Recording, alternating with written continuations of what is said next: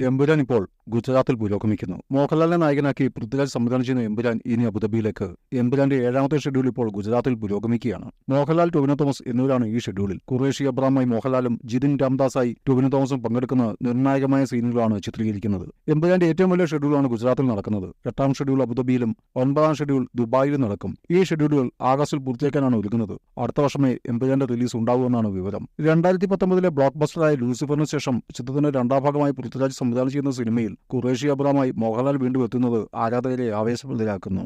മഞ്ജു വാര്യർ, ടൊവിനോ തോമസ്, സായികുമാർ, ബൈജു സന്തോഷ്, സാനി അയ്യപ്പൻ, സച്ചിൻ കദകർ തുടങ്ങിയവർ തുടർച്ചയായി തങ്ങളുടെ വേഷങ്ങൾ അവതരിപ്പിക്കുന്നുണ്ട്. സുരാജ് വെഞ്ഞാറമൂട്, ഷറഫുദ്ദീൻ, ഷൈൻ ടോം ചാക്കോ എന്നിവരും താരനിരയിലുണ്ട്. മോഹൻലാലിന്റെ പിറന്നാൾ ദിനത്തിലാണ് എമ്പുരാന്റെ ഫസ്റ്റ് ലുക്ക് പോസ്റ്റർ പുറത്തിറങ്ങിയത്. മലയാളം, തമിഴ്, തെലുങ്ക്, കന്നഡ, ഹിന്ദി ഭാഷകളിൽ ബിഗ് ബഡ്ജറ്റിൽ ഒരുങ്ങുന്ന ചിത്രത്തിന് മുരളിഗോപി രചന നിർവഹിക്കുന്നു. സുജിത് വാസ്തേവാണ് ഛായാഗ്രഹണം. ആശീർവാദ് സിനിമാസിന്റെ ബാനറിൽ ആന്റണി പെരുമ്പാവൂരും രാജ്യത്തെ പ്രമുഖ നിർമ്മാതാക്കളായ